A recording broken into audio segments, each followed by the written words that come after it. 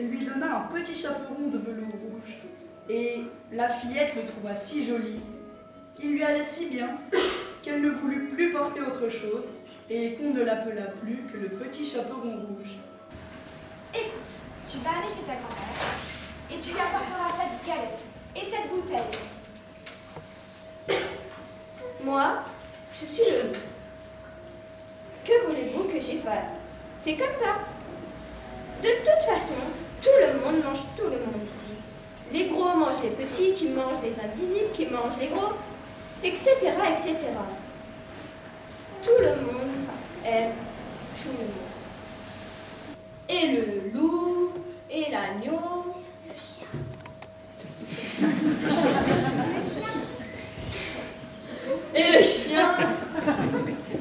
Enfin, chez nous, pas d'histoire. Et il y en aurait à raconter.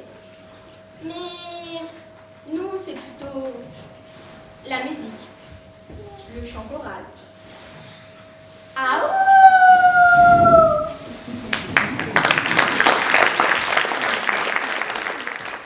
Horreur, que vois-je? La bête grimaçante! Ah, Seigneur, je suis votre humble servante. À vos genoux, voyez, j'implore votre clémence.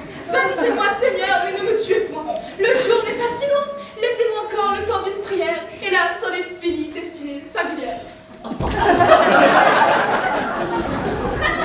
Mademoiselle! Mademoiselle! Mademoiselle! Mademoiselle! Je suis la bête de scène que vous cherchez et le petit chaperon rouge va décoiffer et tous les ringues arrivent à réveiller. Tu vas voir comment je vais les emballer. Des personnages vivants. Il faut représenter la vie, non pas telle qu'elle est et non pas telle qu'elle doit être, mais telle qu'elle apparaît dans nos rêves. J'ai donc le plaisir de vous présenter pour la première fois en direct sur notre plateau le petit chaperon rouge. Nous n'allons pas vous manger, nous. Oui. Mais revenons à vous, petit chaperon rouge. Ah oui, on a le trac. Vous avez le trac? Le concept d'une question, c'est qu'il y a une réponse à la fin. Donc on vous repose la question. Vous avez le trac? Bien. Mais on a la solution. Trac des tracs, la pilule qui décontracte.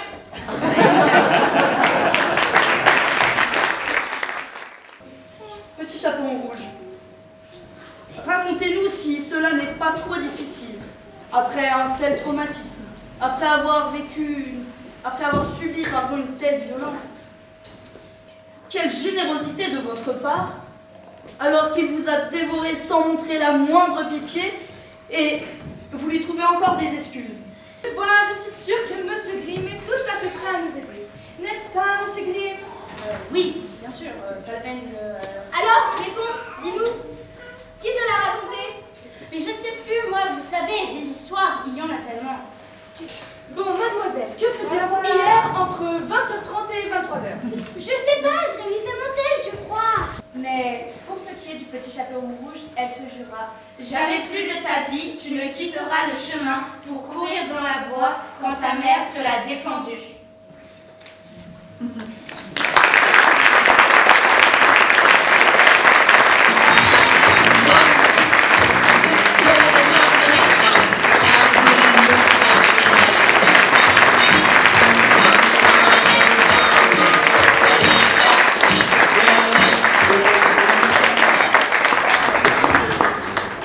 C'est très émouvant.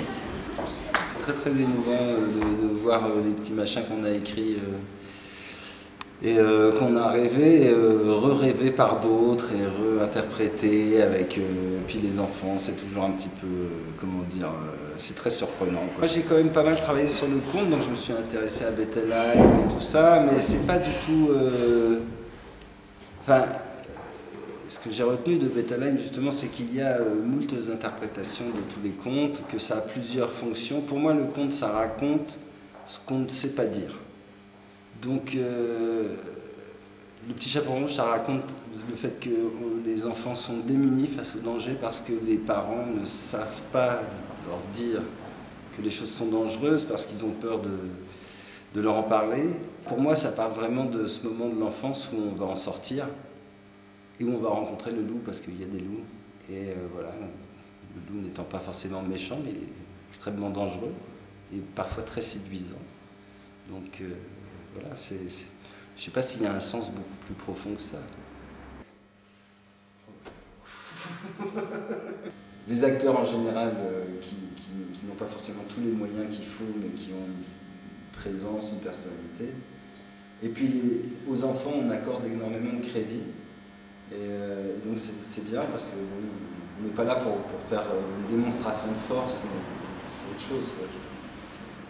C'est plutôt un rendez-vous.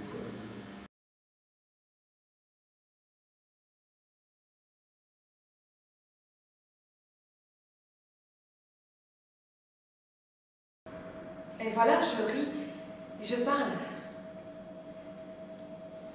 Je parle. Il est où? Chérie?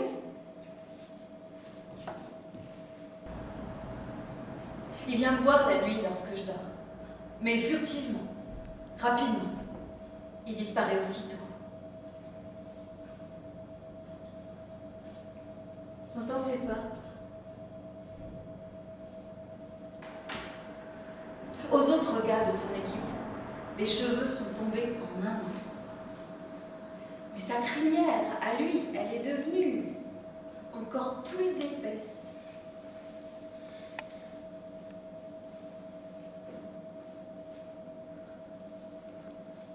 Son équipe comptait 7 personnes. Ils étaient jeunes. Et plus aucun d'entre eux n'est de ce monde. J'ai une chemise de nuit très longue, très belle, et je la mettais.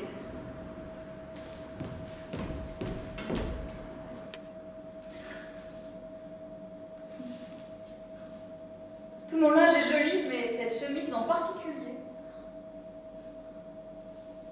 Pour notre premier jour,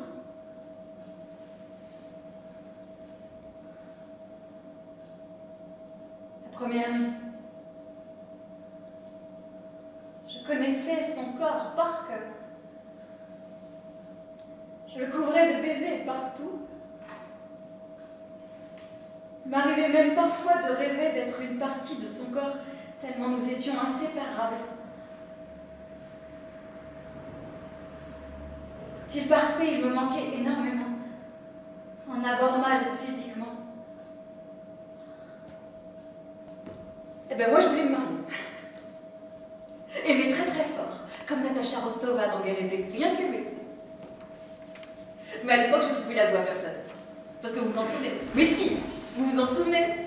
On nous ordonnait seulement de rêver des grands chantiers du Komsomol.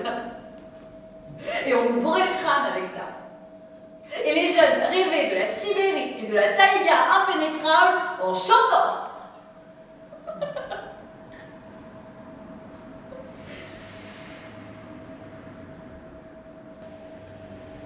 Je cuisinais 4 fois par jour des plats frais, très frais.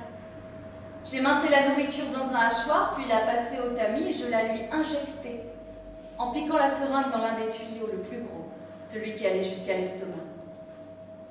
Je lui demandais « Est-ce bon ?» Il ne savait pas.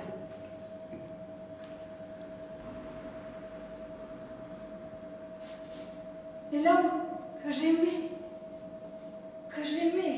tellement, que je n'aurais pu l'aimer davantage si je l'avais mis au monde moi-même, se transformait devant mes yeux en un monstre. On lui a entièrement retiré ses ganglions lymphatiques. Mais sans eux, sa circulation sanguine s'est déréglée, alors son nez a bougé sur le côté pour devenir 3 fois plus gros. Ses yeux aussi sont devenus différents. Donne le miroir!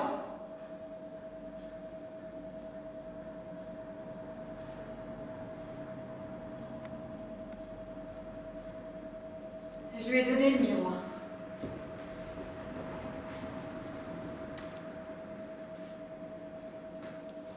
Le plus petit que j'avais.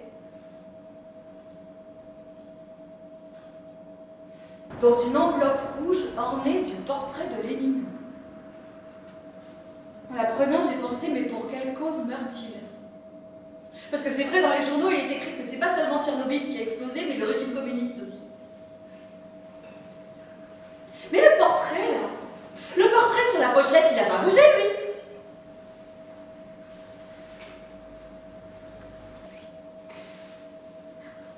Lorsqu'on l'a enterré, j'ai recouvert son visage avec 2 mouchoirs. Et quand on me le demandait, je le montrais. Une femme s'est évanouie.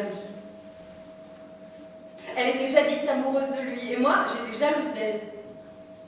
Et elle m'a dit, « Oh, permets-moi de le voir une dernière fois, s'il te plaît, s'il te plaît. » Ben, regarde. C'est ça. Donnez mon nom, oui. Donnez mon nom. Nommez-moi devant Dieu. Parce que j'ai besoin de comprendre, de savoir pourquoi de telles souffrances existent. Pourquoi elles nous sont données. Ouais, donnez mon nom. Ouais, nommez-moi devant Dieu. Je suis Valentina Timofeïevna Panasevitch.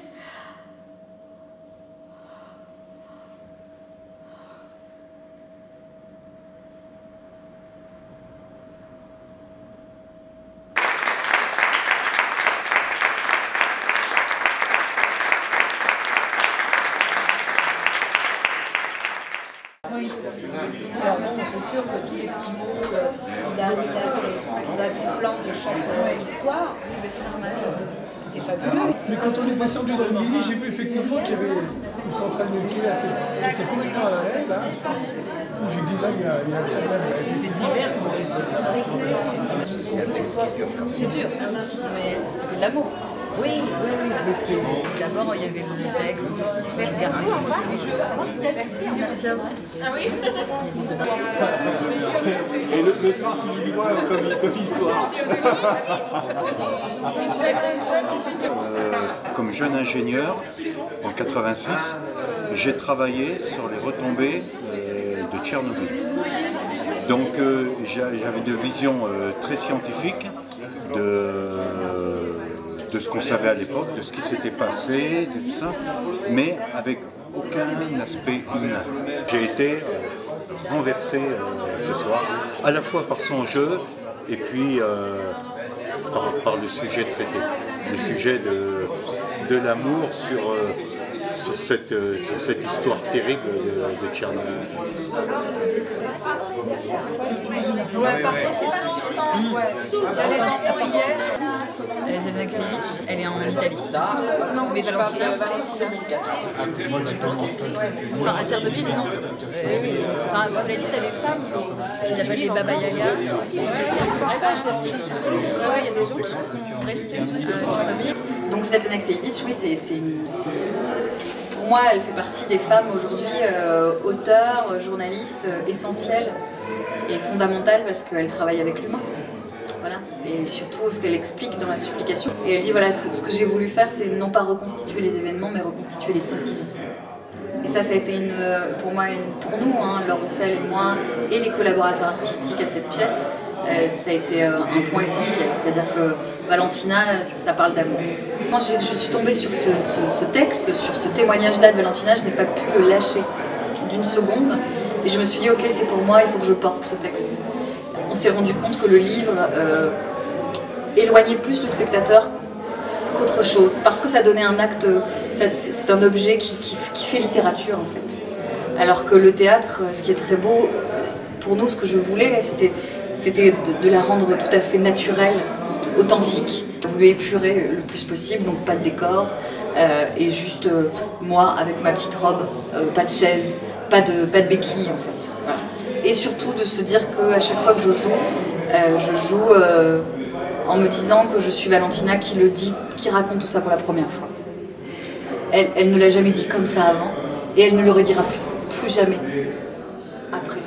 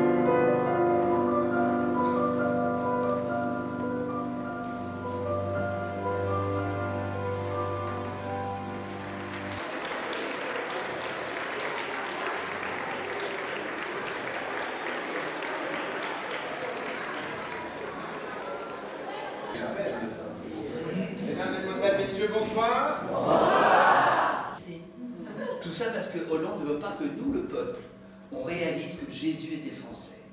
Non, mais Jésus était français. Le jour de sa naissance, il était déjà sur la paille. En fait, on en a une politique très connue. Rachida Dati, nouvelle Immaculée Conception. Pendant 3 ans et demi, elle n'avait jamais, rappelez-vous, cette émission, on en parlait, qui est le papa, est-ce que c'est Sarko, est-ce que c'est le Premier ministre espagnol, elle n'avait jamais voulu dire qui était le papa. Hein. C'est pour ça qu'elle avait accouché à la muette.